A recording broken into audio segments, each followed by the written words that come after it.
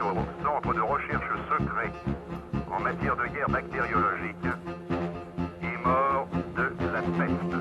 Cela nous ramène en plein Moyen-Âge. Et qui sont exactement les mêmes que celles dont nous fûmes comblés sans en être accablés depuis le 18 juin 1840. Oui, sire, j'ose vous l'annoncer. Les choses sont arrivées à leur comble. Les crises se font entendre de tous côtés. Les gémissements de votre peuple vont se tourner en fureur si la bonté de votre majesté n'apporte un prompt secours à leurs maux, en faisant baisser le prix des blés. Ne souffrez donc pas qu'un peuple qui vous aime languisse plus longtemps dans les horreurs de la plus affreuse misère. Le coup d'œil sur l'histoire, le recul vers une période passée, ou, comme aurait dit Racine, vers un pays éloigné, vous donne des perspectives sur votre époque et vous permet d'y penser davantage, de voir davantage là les problèmes qui sont les mêmes et au contraire les problèmes qui diffèrent ou les solutions. Concordance des temps, Jean-Noël Jeannet. Bonjour, Robert Darnton est mon invité ce matin, en direct et en public, au cœur des rendez-vous de l'histoire de Blois. Je me fais fête de l'accueillir, car il brille, ancien professeur à Princeton et à Harvard, au premier rang, parmi la petite cohorte des historiens américains qui font à la France l'honneur de s'intéresser à son destin. Il a consacré à notre XVIIIe siècle des travaux dont la pertinence, l'originalité, l'intensité n'ont pas cessé de nous impressionner et de nous instruire. Son dernier ouvrage, qui vient tout juste de paraître, s'intitule « L'humeur révolutionnaire, Paris 1740-1789 » et il va nous fournir le sujet de cette émission. Alors qu'on est parfois tenté de penser que le moment de la grande révolution a surgi brusquement, à partir de la prise de la Bastille, Robert Darnton explore une autre voie. Il démontre l'intérêt de restituer dans leur diversité toutes les émotions, toutes les indignations, toutes les séditions qui ont accompagné au cours du demi-siècle précédent à Paris, l'émergence d'une forme d'opinion publique avec son cortège de manifestations de diverses natures. Il retrace le rôle des multiples supports qui font circuler les nouvelles et les protestations. Il montre comment se sont rejointes progressivement dans les esprits et dans les cœurs des composantes diverses dont l'agrégation a fini par devenir explosive.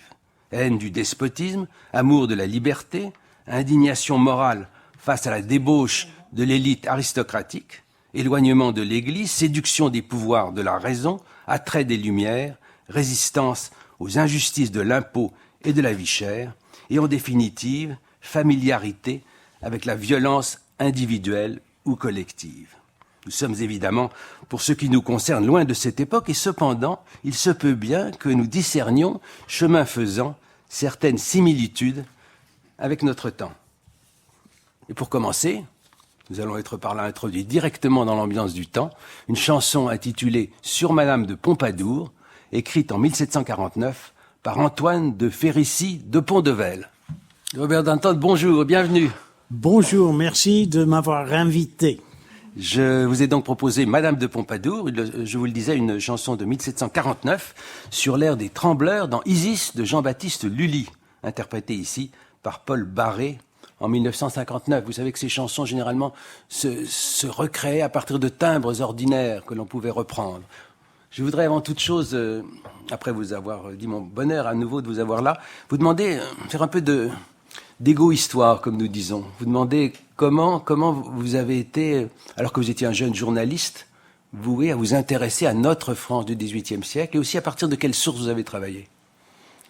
Je ne sais pas trop bien. J'ai toujours aimé la France, les Français, mais en fait, à l'université, j'ai fait de l'histoire américaine.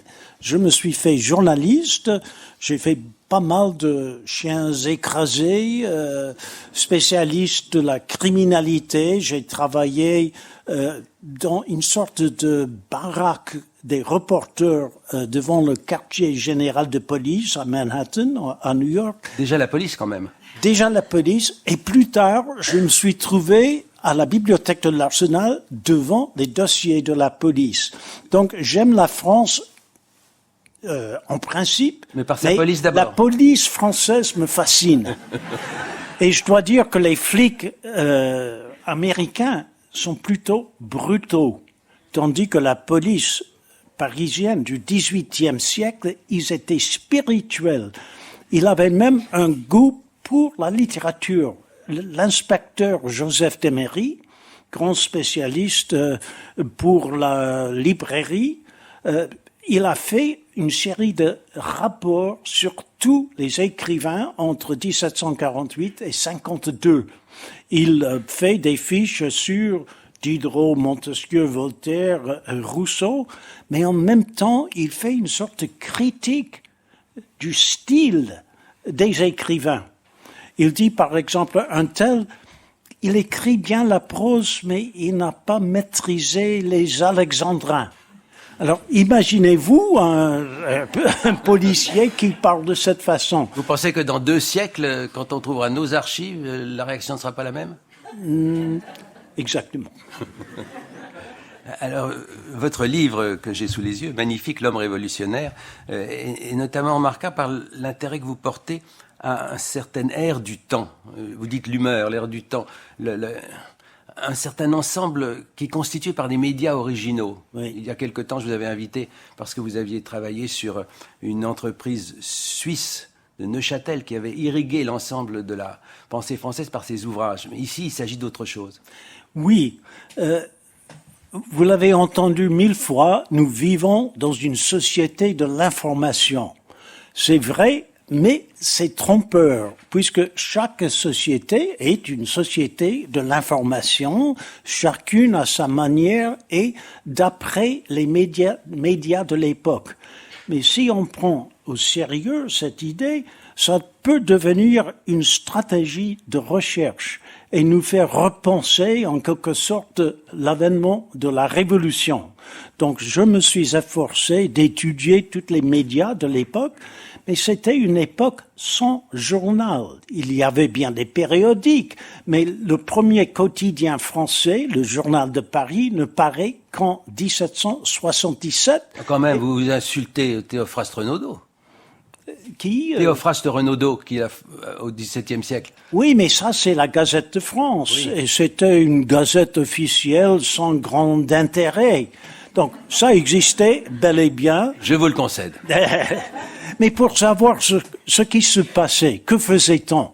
Eh bien, il n'y avait pas de journal rempli d'informations politiques. Il fallait aller à l'Arbre de Cracovie. Et si, c'était un grand châtaignier dans le palais royal, et c'est là où se rassemblaient les nouvellistes de Bush. Et même les ambassadeurs étrangers envoyaient des agents pour écouter au bruit autour de l'Arbre de Cracovie, ou bien pour y insérer quelques informations. Donc tous ces gens-là échangeaient de bouche à oreille de l'information. Et ensuite, ils prenaient souvent des notes, ils allaient dans certaines banques du jardin des Tuileries, du jardin du Luxembourg. Il y avait comme des centres nerveux pour la diffusion orale de l'information. Mais qui étaient observés et recopiés par vous, chers policiers, que vous aimez beaucoup. Oui, exactement. Et d'ailleurs, très surveillé par la police. Dans les cafés, il y avait, on croit, 3000 espions de police. Ah oui, c'est beaucoup. Mais ce qui est assez... Et d'ailleurs, ils faisaient des rapports en dialogue. C'est comme on pouvait suivre les conversations dans les jardins, dans les marchés, etc. Et c'est comme ça que vous mesurez une sorte d'agrégation de ce qui finit par constituer l'opinion publique, ou les chansons, vous en avez eu une, oui, joue un rôle très très important, à la fois pour l'influence et pour l'inquiétude de l'agent policière. Exactement, puisque la police prenait au sérieux l'opinion publique, les murmures, les bruits, les ponts neufs, etc. Et souvent, ces notes qu'on échangeait dans les cafés, etc., on les a rédigées sous forme de gazettes manuscrites. Et ces gazettes manuscrites circulaient sous le manteau. En 1789, il y en avait 31. C'était quand même des journaux parfaitement interdits, mais un peu surveillés par la police. Et enfin, en Hollande, en Suisse, on imprimait les gazettes manuscrites. Donc on voit l'information passer de l'oral à l'écrit et à l'imprimé. Alors ça, c'est la création de l'ambiance telle que vous la discernez parmi vos sources dont l'efflorescence nous frappe. Maintenant, il faut en venir au fond des choses. Et au fond, vous discernez, c'est un peu un hasard chronologique, mais une sorte de tournant essentiel précisément au mi-temps du XVIIIe siècle. Je voudrais que nous y attardions un moment, et en particulier pour stimuler cette sorte d'irritation générale, il y a le fait de la guerre. Il faut que nous arrêtions un instant. La guerre pèse et compte beaucoup, puisqu'on est entre deux grandes guerres, la guerre de succession d'Autriche et la guerre de 7 ans. Oui, exactement. Le petit peuple de Paris ne connaissait pas très bien la géographie, etc., mais ils se sentaient imposés, puisqu'il y avait des impôts qui écrasaient le peuple à cette époque-là, et finalement, ils disposaient de l'information, mais comment? Je prends l'exemple de la dernière bataille de la guerre de la succession d'Autriche, la bataille de Lofeld. Qui a gagné la bataille? Comment savoir ce que c'était une victoire ou une défaite? Eh bien, Louis XV était au champ de bataille. C'est le maréchal de Saxe qui a dirigé les troupes françaises. Et finalement, les Anglais se sont retirés, mais dans une position très forte près de Maastricht. Et alors, Louis XV dicte un message, grande victoire grâce à la protection de la Vierge. Et un page part au grand galop. Dans 2 jours et demi, à 2 heures du matin, il arrive à Versailles. Tout le monde se réjouit. Pourtant, plus tard, il arrive des lettres des capitaines, etc., qui indiquent qu'il y avait beaucoup de morts du côté français. Et l'opinion va commencer de basculer, l'opinion telle que vous la saisissez dans vos raies. Exactement. Alors, ensuite arrive la Gazette de Leyde, la Gazette d'Amsterdam. Ce sont des gazettes françaises imprimées à l'étranger. Et là, on raconte que il y avait, si je me souviens bien, 20 000 tués du côté français et que 4 000 tués du côté anglais, en Auvergnat. Donc les Parisiens commencent de murmurer, de s'inquiéter, d'autant plus qu'ils font un lien, bien sûr. Est-ce qu'ils ont gagné ou perdu? Et là, d'après les rapports de police, on dit, nous, on a gagné le champ de bataille et eux ont gagné la bataille. Alors, qu'est-ce que c'est qu'une victoire? Combien de drapeaux ont été saisis? Combien de tambours? Etc. Tout a été flou, c'était incertain. Et du même coup, ce basculement progressif de l'opinion publique, dont vous vous rendez fort bien compte, est relié à un mécontentement général, et en particulier, on attribue à la guerre une responsabilité qui peut sonner un peu actuelle, je veux dire la hausse du coût de la vie chère. Exactement. Et puis, il y avait ce qu'on appelle la publication de la paix. Mais qu'est-ce que ça veut dire, une publication? En fait, c'était un défilé pour célébrer et annoncer la paix. 800 personnes en grand costume, certains à cheval, ils ont traversé tout Paris, ils se sont arrêtés à 15 endroits pour publier la paix. Mais cela se faisait avec des tambours, des trompettes, des orchestres, et puis on disait, bon, la paix est arrivée. Ensuite... Mais ça n'a pas pesé sur le cours du pain, ça?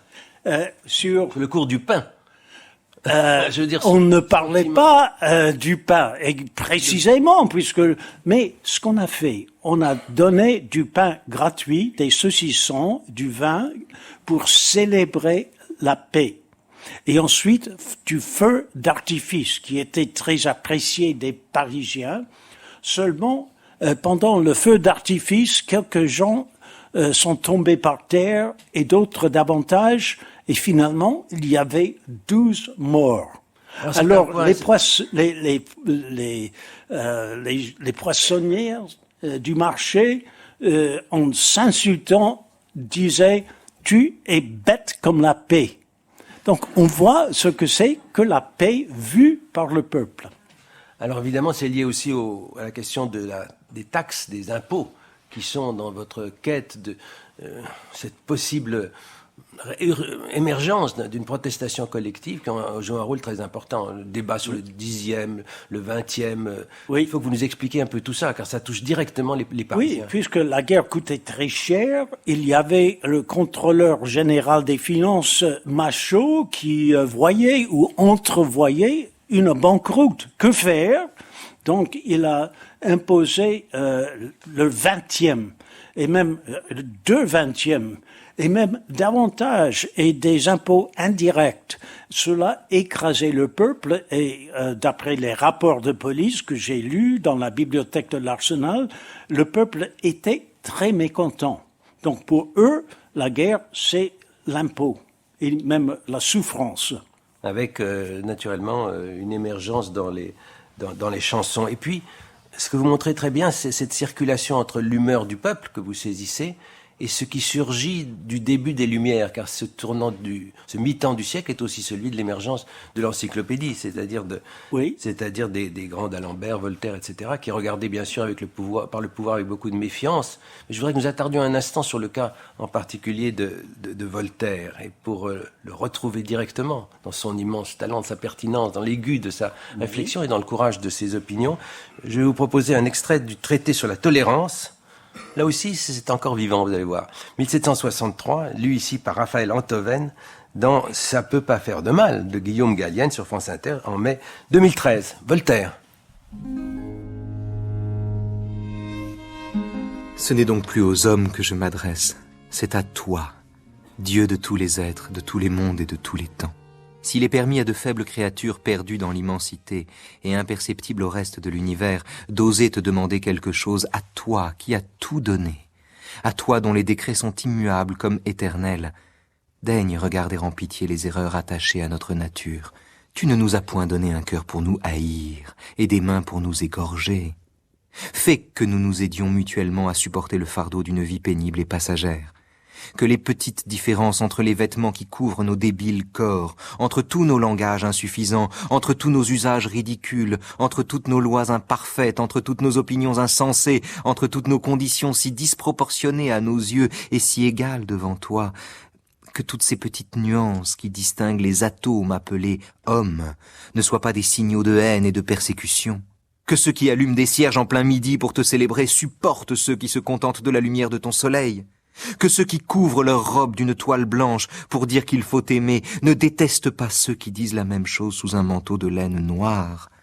Qu'il soit égal de t'adorer dans un jargon formé d'une ancienne langue ou dans un jargon plus nouveau. Que ceux dont l'habit est teint en rouge ou en violet, qui dominent sur une petite parcelle d'un petit tas de la boue de ce monde et qui possèdent quelques fragments arrondis d'un certain métal, jouissent sans orgueil de ce qu'ils appellent grandeur et richesse, et que les autres les voient sans envie. Car tu sais qu'il n'y a dans ces vanités ni de quoi envier, ni de quoi s'enorgueillir. Puissent tous les hommes se souvenir qu'ils sont frères, qu'ils aient en horreur la tyrannie exercée sur les âmes. Si les fléaux de la guerre sont inévitables, ne nous haïssons pas, ne nous déchirons pas les uns les autres dans le sein de la paix, et employons l'instant de notre existence à bénir également en 1000 langages divers, depuis Siam jusqu'à la Californie, ta bonté qui nous a donné cet instant. C'est pour vous, mais ce texte est saisissant, non, dans l'actualité? C'est émouvant. C'est une véritable prière de Voltaire. C'est un autre Voltaire qui n'est pas seulement l'homme d'esprit, mais un homme qui a une âme, qui s'adresse à Dieu. Ce que vous montrez très bien, c'est qu'il n'y a pas la séparation entre le monde de ceux qu'on n'appelait pas encore des intellectuels et d'autre part le peuple. Ça circule intensément. Et ça a été très visible au moment de l'affaire Calas, la fameuse affaire Calas, toujours Voltaire. Je voudrais, Norbert Danton, que vous nous la résumiez. Eh bien, comme vous savez, Calas était un marchand protestant à Toulouse qui a été condamné pour le meurtre de son propre fils. il a été torturé et brûlé. Voltaire avait des informations et voyait que c'était tout à fait impossible, il n'y avait pas de preuves, rien du tout, mais le Parlement de Toulouse était très content de condamner un protestant. Alors Voltaire a monté toute une campagne d'information pour d'abord éclairer ce que c'était en fait, et ensuite pour la tolérance. Et il a su manipuler les médias de l'époque par des lettres, par des pamphlets anonymes, et finalement il a su faire élever la condamnation de Calas, et c'est après cela que, sous son propre nom, il a publié le traité de la tolérance. Mais cette influence a été considérable, y compris dans les classes populaires. Il n'y a pas de coupure. L'influence de Rousseau aussi, c'est les grands moments du contrat social, de la nouvelle Héloïse, qui fait pleurer toute l'Europe, et pas seulement les élites. Oui. À chaudes larmes. Et les gens du peuple disaient de Voltaire, c'est l'homme de Calas. Il était connu pour cela, comme donc une sorte de héros pour les persécutés. Mais en même temps, bien sûr, il avait de l'esprit, il savait se moquer notamment de l'Église, tandis que Rousseau, pour sa part, faisait verser des torrents de larmes douces. Et j'y vois une sorte de virement de l'esprit drôle à la sensiblerie. Et ça peut je peux le suivre à travers beaucoup d'événements. Et c'est le cas de Beaumarchais qui est exemplaire. Et à la Je vais vous donner du Beaumarchais, mais on y va. Ne courez pas la poste. Ne courez pas la poste. C'est une expression de l'époque. J'essaye de me mettre dans votre XVIIIe siècle.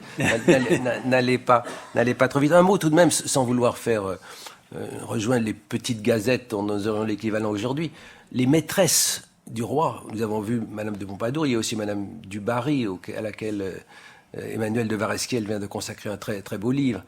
Elles sont l'objet de toutes sortes de philippiques, de petites chansons, de ces affichettes que vous mettez, que vous allez trouver sur votre arbre. Il faut en parler, il me semble. Oui. C'est d'autant plus que ça irrite. Il y a vraiment beaucoup de propos qui sont désobligeants, jusqu'à mettre, dans le cas de Louis XVI, nous arrivons à la deuxième partie, en doute, comment diriez-vous, en mettre en doute quoi? Eh bien, désobligeante, mais plus fort que ça. Sa capacité d'abord, masculine, je veux dire. Madame de Pompadour, le nom de jeune fille était Poisson. Donc, il y avait des poissonnades chantées un peu partout. Et pour ma part, je trouve que la chanson était, parmi les médias, peut-être ce qu'il y avait de plus fort. Mais oui, écoutez, les grands seigneurs s'avilissent, les financiers s'enrichissent, tous les poissons s'agrandissent, c'est le règne des vauriens. Voilà qui n'est pas tendre. Et qui circule partout et qui inquiète vos policiers. Oui. Et elle ordonne, toujours la Pompadour, elle ordonne, il souscrit, humilié, soumis, aux genoux d'une femme, on voit tomber Louis. Oui. Et jaloux d'assouvir sa passion brutale, il profane à ses pieds la majesté royale. On a reproché à Louis XV d'être trop viril et à Louis XVI de ne l'être pas assez. C'est très fort. Et en fait, je crois qu'il y avait comme un répertoire d'air, de musique partagé par tout le monde. Et j'ai fait beaucoup de recherches dans les chansonniers. Le chansonnier Clérambault a 58 volumes comme ça à la Bibliothèque nationale. Le chansonnier Maurepas également. C'est-à-dire qu'on... Maurepas était en même temps un homme politique majeur, et en même temps un chansonnier. C'est un cas assez rare. Je ne sais pas si on trouve l'équivalent aujourd'hui. Je ne sais pas. Vous ne savez pas. D'aujourd'hui, je n'ose pas parler. Mais je peux affirmer que Maurepas, en 1749, était l'homme le plus puissant du gouvernement et il a fait chute à cause d'une chanson. Il est tombé, vous voulez dire? Oui, il a fait. Oui. Oui, il a été exilé, viré, exilé, et tout Paris en a parlé, et on sait même quelle était la chanson. Par vos façons nobles et franches. Vous pouvez chanter si vous voulez. Vous pouvez même le chanter. Je n'ose pas. Mais je connais l'air. Pardon, je vous ai interrompu, alors donnez-nous le texte. Donc, par vos façons nobles et franches, Iris, vous enchantez nos cœurs. Sur nos pas, vous semez des fleurs, mais ce sont des fleurs blanches. C'est ça qui a fait virer mon repas. Les fleurs Pourquoi? blanches, tout le monde comprend, fleurs blanches? Flueur blanche, une maladie vénérienne donnée par la Pompadour au roi. Bon, on était accoutumés à des méchancetés, mais ça, c'était trop fort. Et en fait, Madame de Pompadour, il y avait un dîner dans les petits appartements de Versailles avec 4 personnes, Madame de Pompadour, sa cousine, le roi et mon repas.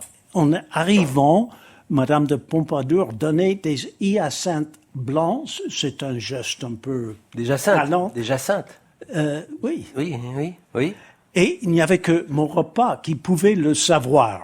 Alors après, bien sûr, on disait que cette chanson était due à mon repas et il a été viré. Donc, c'était plus compliqué que ça. Je veux bien, il y avait des combines à la cour, mais c'est vous dire à quel point la chanson était puissante. Louis XV meurt, on peut le rappeler, 10 ans après la Pompadour, en 1774, et Louis XVI. Et avant sa mort, les pamphlets, les petites chansons ironiques et brutales s'accélèrent. Écoutez donc cette parodie curieuse du Pater Noster, qui remonte à 1771, donc 3 ans avant la mort de Louis XV. C'est une lecture extraite d'un feuilleton radiophonique qui était consacré à la chute des parlements dans l'émission Mémoire du XVIIIe siècle de Catherine Bourdet et Henri Soubeyran sur France Culture, le 29 juillet 1970, une sorte d'anniversaire à l'époque, nous l'avons dépassé, mais écoutez ce Pater Noster ironique.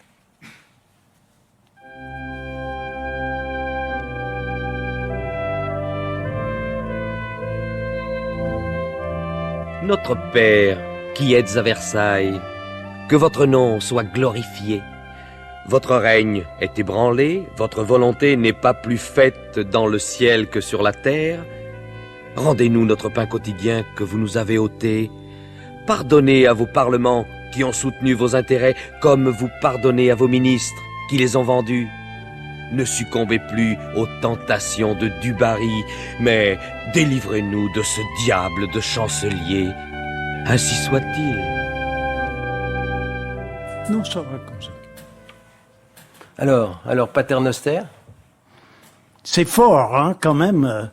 Il y avait des bruits comme ça, des murmures, des ponts neufs, et la police en était très consciente. Mais cela s'est développé, il y avait des échos de bruit en bruit tout le long de la deuxième moitié du XVIIIe siècle. Donc, une sorte de communication orale, mais appuyée par les cris et aussi par les gestes. Je vous donne un exemple. Il y avait un pamphlet subventionné par le gouvernement en faveur de l'impôt du 20e. C'est-à-dire, c'était quoi, une parenthèse, l'impôt du 20e? Eh bien, c'est un peu compliqué, mais bref, c'est pour imposer sur la terre et les récoltes, etc. Bien sûr, le clergé était exclu et une bonne partie, mais pas toute, de la noblesse. Donc, l'impôt du 20e et le gouvernement a subventionné un pamphlétaire pour manipuler l'opinion publique. Et dans le jardin du Palais Royal, un type a lu à haute voix ce pamphlet et un grand public, plusieurs centaines de personnes dans le jardin du Palais Royal écoutaient en sifflant, en huant, n'est-ce pas? Et à la fin, puisqu'on détestait le gouvernement. Et à la fin, on a nommé un procureur, un juge, un confesseur, un maître des hautes œuvres, un bourreau, et on a mis le pamphlet sur une table et on a fait un procès, on l'a condamné pour délit de despotisme et on l'a brûlé. C'était le garçon de café qui a servi comme bourreau pour brûler le pamphlet. Donc c'est une communication à la fois imprimée, orale et je dirais même théâtrale. Il y avait du théâtre un peu partout à Paris à cette époque-là, pas uniquement dans les théâtres des boulevards, mais une façon de se comporter, des cérémonies, des scènes spirituelles et souvent une sorte d'idiome carnavalesque. Donc, c'est-à-dire, on a créé des hommes de paille, des ministres, grands comme ça, habillés. On les promenait dans Paris, surtout dans l'île de la Cité. On leur a fait faire un monde honorable devant la statue d'Henri IV, qui était censé être ami du peuple. Ensuite, on leur a fait un procès et on les a brûlés dans des grandes feux de joie.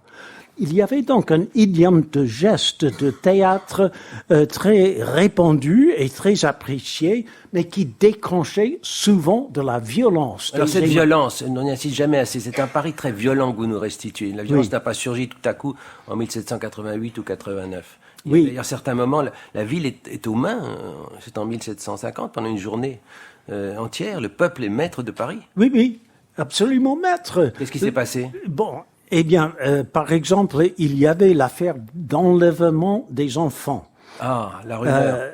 Il y avait un édit du roi qui disait il fallait déblayer les rues de Paris des gamins. C'était des gamins misérables, des orphelins, et la police les enlevait, les mettait en prison, mais d'après la rumeur, on allait les envoyer en Mississippi pour travailler dans des fabriques de soie qui n'existaient pas, évidemment. Mais parfois, la police enlevait des enfants de bourgeois. Donc c'était vrai. C'était vrai. Oui. Et pour en faire quoi? Et les enfants criaient des voitures. Les gens arrivaient, les a sauvés. Il y avait des émeutes, etc. Et finalement, en 1750, il y avait une émeute considérable où ils ont tué un agent de la police. Ils ont traîné le cadavre jusqu'au l'hôtel du lieutenant général de police qui s'est échappé par derrière. Et le peuple a conquis Paris. Et ce qui est intéressant, cette émeute était accompagnée d'un mythe, si vous voulez, parce que on croyait que la police faisait saigner les enfants pour faire un bain de sang. C'est horrible. Pour guérir un prince du sang qui souffrait d'une maladie comme la léprose. C'est le massacre des innocents sous Hérode. Et les espions de police faisaient des rapports qui indiquaient que le peuple traitait Louis XV comme Hérode. Et cela lui est arrivé et il a dit « Je ne mets plus le pied dans Paris, sauf pour certaines cérémonies. » Et il a fait bâtir un chemin qui allait de Versailles à Compiègne pour ne pas passer par Paris. Le chemin s'appelait le chemin de la révolte. Donc vous voyez, c'est ça l'information. Et c'est ça la violence contenue qui est prête à émerger. Vous avez parlé du théâtre, qui est évidemment un lieu fondamental pour l'expression des sensibilités, y compris du côté populaire. Alors je ne peux pas faire l'économie de Beaumarchais, puisque vous l'évoquiez tout à l'heure. Je vais vous proposer un extrait, des extraits du fameux monologue de Figaro dans Le mariage de Figaro de Beaumarchais. On est en 1778, c'est-à-dire à l'aube de votre seconde période. C'est une mise en scène ici de Pierre Villescaz, qui est diffusée sur France Culture le 25 décembre 1980. Monologue fameux avec des formules restées célèbres que vous allez retrouver avec bonheur, j'imagine. Non, monsieur le comte, vous ne l'aurez pas. Vous ne l'aurez pas. Parce que vous êtes un grand seigneur, vous vous croyez un grand génie. Noblesse, fortune, un rang, des places, tout cela rend si fier. Qu'avez-vous fait pour tant de bien? Vous vous êtes donné la peine de naître, rien de plus. Du reste, homme assez ordinaire. Tandis que moi, morbleu, moi, perdu dans la foule obscure, il m'a fallu déployer plus de science et de calcul pour subsister seulement, qu'on en a mis depuis 100 ans à gouverner toutes les Espagnes. Ah, est-il rien de plus bizarre que ma destinée? Fils de je ne sais qui, volé par des bandits, élevé dans leurs mœurs. Je m'en dégoûte et veux courir une carrière honnête, et partout je suis repoussé. J'apprends la chimie, la pharmacie, la chirurgie, et tout le crédit d'un grand seigneur peut à peine me mettre à la main une lancette vétérinaire. Là d'attrister des bêtes malades, et pour faire un métier contraire, je me jette à corps perdu dans le théâtre. Mes joues creusaient, mon terme était échu. Je voyais de loin arriver l'affreux record, la plume fichée dans sa perruque. En frémissant, je m'évertue. Il s'élève une question sur la nature des richesses, et comme il n'est pas nécessaire de tenir les choses pour en raisonner, n'ayant pas un sol, j'écris sur la valeur de l'argent et sur son produit net. Sitôt, je vois du fond d'un fiacre baisser pour moi le pont d'un château fort, à l'entrée duquel je laissais l'espérance et la liberté. Ah, que je voudrais bien tenir un de ces puissants de 4 jours, si légers sur le mal qu'ils ordonnent quand une bonne disgrâce a cuvé son orgueil. Je lui dirai que les sottises imprimées n'ont d'importance qu'au lieu où l'on en gêne le cours, que sans la liberté de blâmer, il n'est point d'éloge flatteur, et qu'il n'y a que les petits hommes qui redoutent les petits écrits. Nous y voilà, Robert Danton. Votre Beaumarchais, mais vous en faites une lecture dans votre ouvrage, L'humeur révolutionnaire, une lecture un peu originale de ce monologue. Vous le voyez différemment c'est distant de notre regard d'homme du XXIe siècle, de femme du XXIe siècle. Exactement. Bon, c'est très fort, je suis d'accord, et on savait bien que Figaro s'est exprimé d'une façon osée. C'était le plus grand succès dans l'histoire du théâtre, plus de 100 représentations. C'était énorme. Mais j'ai bien étudié tous les comptes rendus, la correspondance privée des gens, etc. Et ce qui m'a frappé, on n'a pas vu le mariage de Figaro comme une sorte de cri pour la liberté contre l'aristocratie. C'est rétrospectif. Au contraire. C'est rétrospectif, ce regard? Oui. Donc, nous, aujourd'hui, on dit que Figaro représente un élan de liberté. Mais à l'époque, surtout, on insistait sur les mauvaises mœurs du comte d'Almaviva, sur la sexualité un peu partout dans la pièce. Et la pièce amusait, mais choquait le public parisien à cause des mœurs. Et Beaumarchais était censé être un peu l'apologie des mœurs légères. Et plus tard, dans l'affaire Corneman, c'est lui qui va être la cible de la haine populaire. Quelle affaire? D'un mot, cette affaire? Cette affaire Corneman n'est peut-être pas connue de tout le monde. Presque tout le monde dans notre auditoire, mais pas tout à fait. Faites comme si. Enseignez ceux qui ne le savent pas. Bon, il y avait quand même 2 affaires très importantes pour Beaumarchais. D'abord, l'affaire Goesemann. C'était l'époque du chancelier Maupeou, où il a fait rire tout Paris contre le nouveau Parlement Maupeou. Mais plus tard, à la veille de la Révolution, l'affaire Corneman était une affaire qui concernait un procès, etc.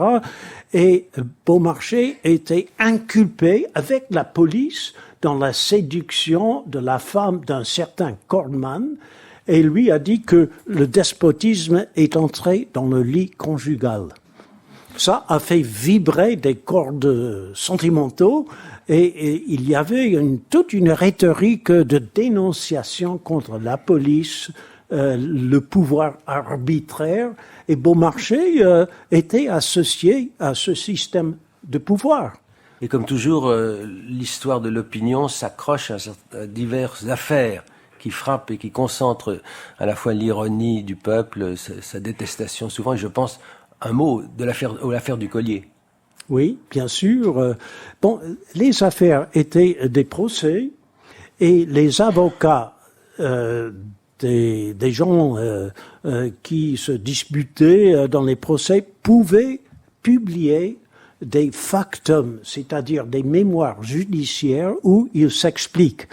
Donc, ça continuera au XIXe siècle aussi, quand Béranger aussi pour des chansons vers 1820 est poursuivi en justice.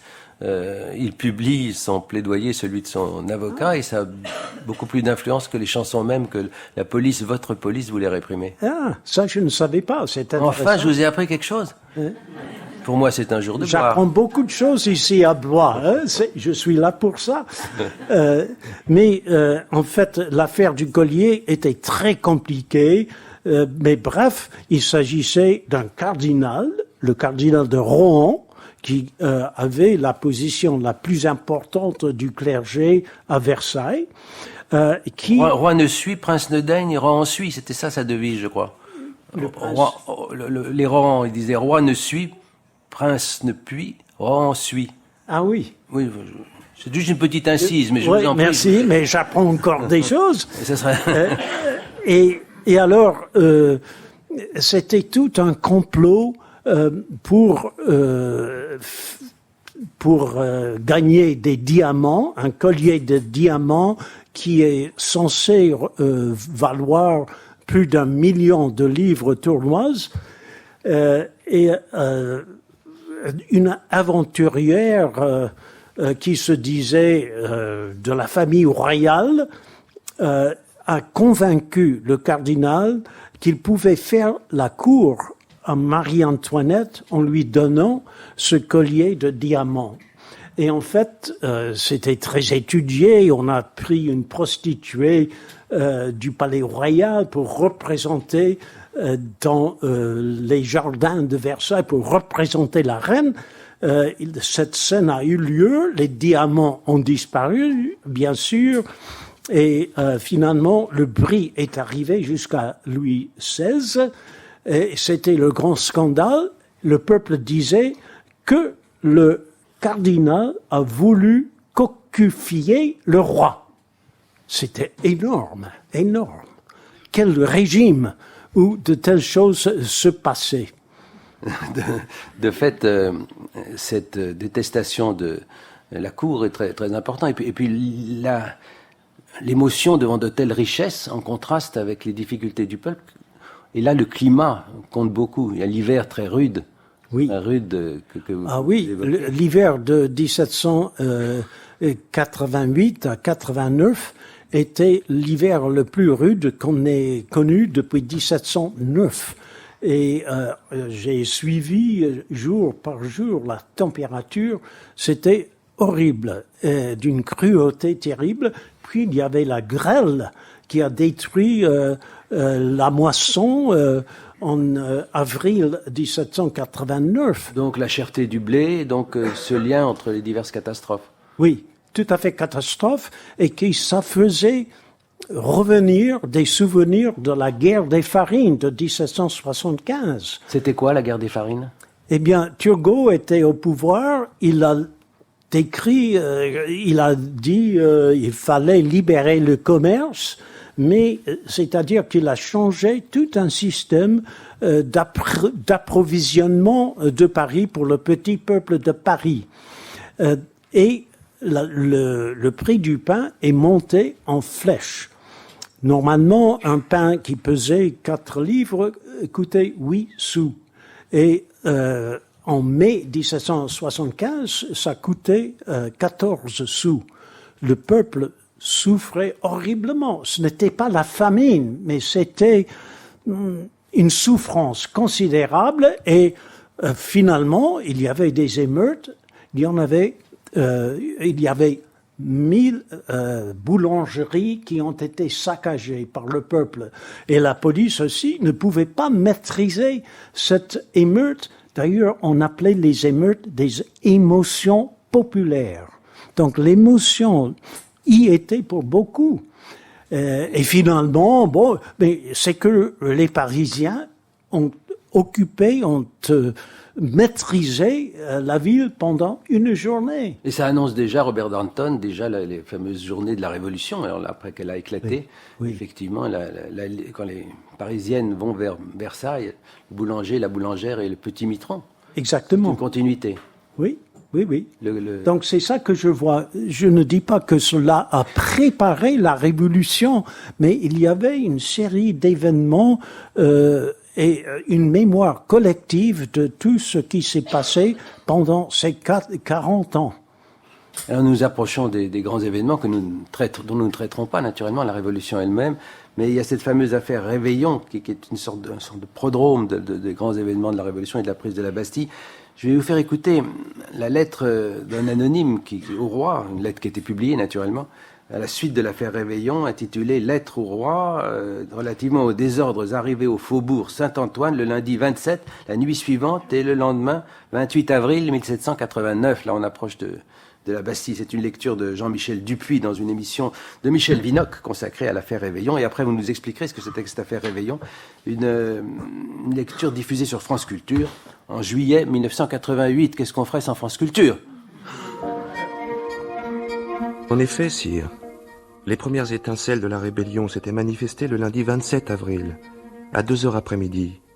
C'était le moment de faire marcher des forces suffisantes et de s'emparer de toutes les communications pour atténuer, affaiblir et dissiper les séditieux dans leur course. Mais point du tout. L'activité indolente des chefs qui commandent vos troupes leur donne le temps de se réunir, de se fortifier. Et ce n'est que sur les 10 heures du soir qu'une faible portion des enfants de Mars paraît se réveiller de sa léthargie pour se mettre en mouvement et étouffer l'incendie. Bien plus, le lendemain, 28, au lieu de prévenir le danger en postant de la troupe dans les endroits où l'on savait que les rebelles voulaient se porter, toute la soldatesque retombe dans son premier engourdissement, et par là fournit l'occasion favorable à la sédition de reprendre une nouvelle vigueur. Quelle négligence! Et quand le mal est au comble, que les têtes sont exaltées, et que l'embrasement est presque général, c'est alors que les troupes fondent de tous côtés et que des canons qui portent 1000 morts dans leurs flancs les accompagnent. Et c'est vis-à-vis vos sujets, sire, que l'on se permet de marcher avec des armes que l'État ne connaît, ne fait construire que pour vaincre ses ennemis. Oui, sire, j'ose vous l'annoncer. Les choses sont arrivées à leur comble. Les crises se font entendre de tous côtés. Les gémissements de votre peuple vont se tourner en fureur si la bonté de votre majesté n'apporte un prompt secours à leurs maux, en faisant baisser le prix des blés. Car n'en doutez point, sire, c'est à la cherté du pain que l'on doit attribuer nos derniers malheurs. Ne souffrez donc pas qu'un peuple qui vous aime, qui vous adore, languisse plus longtemps dans les horreurs de la plus affreuse misère. Accueillez, sire, d'un œil favorable, les réclamations de ce bon peuple qui, les larmes aux yeux, et les mains suppliantes et tendues vers vous, implore votre clémence.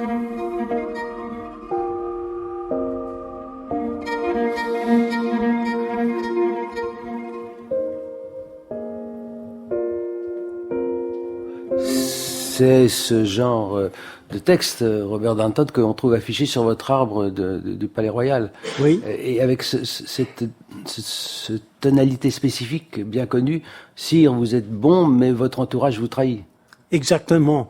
Donc, ce n'était pas le roi qui était la cible des protestations, c'était les ministres. Alors on revient à la question... de despotisme, mais de despotisme ministériel. Et on revient à la grande question des finances. On ne peut pas faire l'économie de ce sujet quand on évoque, comme nous le faisons ce matin, l'humeur révolutionnaire avant 1789. La constante pesée de cette question de l'argent. Il faut que le roi révèle en plus ses finances. C'est le domaine du dissimulé, du caché. Ouvrons la cassette. Eh bien, c'est le cas puisque les guerres coûtaient cher. Surtout la guerre de 7 ans, qui a eu lieu un peu partout dans le monde. C'était une guerre coloniale, aussi bien qu'européenne. Et puis, la guerre d'Amérique, heureusement, la France nous a aidés à gagner notre indépendance, mais ça coûtait cher. Qui était le ministre des Finances, ou plutôt directeur des Finances? C'était un protestant, un Suisse, Necker. Et il a financé la guerre d'Amérique par des emprunts. Mais les emprunts, il fallait les payer. C'est vrai? C'est vrai? De le confirmer? Oui. Il est possible que vous ayez des problèmes budgétaires en France. Nous en avons aussi aux États-Unis. Je vous remercie de souligner le trait. Je crois que nous l'aurions fait spontanément.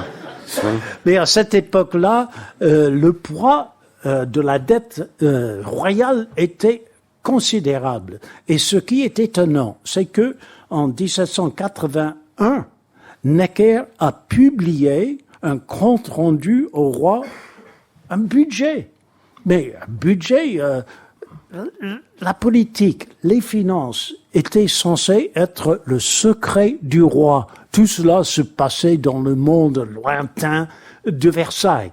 Le peuple de Paris n'en savait rien. Mais voici Necker, en tant que directeur des finances, qui publie un budget. Étape décisive, popularité de Necker, renvoi de Necker, reproche au roi de l'avoir envoyé, c'est comme ça que ça se passe. Oui, et Necker savait jouer sur l'opinion publique, c'était très étudié, il avait beaucoup de pamphlétaires, etc. Mais l'idée que les finances secrètes du roi soient mises à l'inspection du peuple était extraordinaire. Et ensuite, il a été viré juste après, c'était Charles-Étienne de Calonne qui est devenu directeur des finances, contrôleur général. Mal fini. Et il était très fin, très raffiné, il donnait des pensions, il dépensait beaucoup d'argent et subitement, à la fin de 1786, il dit au roi, « Sire, on est à la veille de la banqueroute. Que faire ?» Eh bien... Il avait pratiqué le quoi qu'il en coûte avant? Non, enfin, j'insiste pas. Il a fait appeler ce qu'on appelle une assemblée de notables pour sanctionner de nouveaux impôts, un impôt territorial et surtout, et cette assemblée de notables c'était des gens très connus, très importants, parmi eux Lafayette. Mais ils se réunissent à Versailles, pas à Paris, prudemment.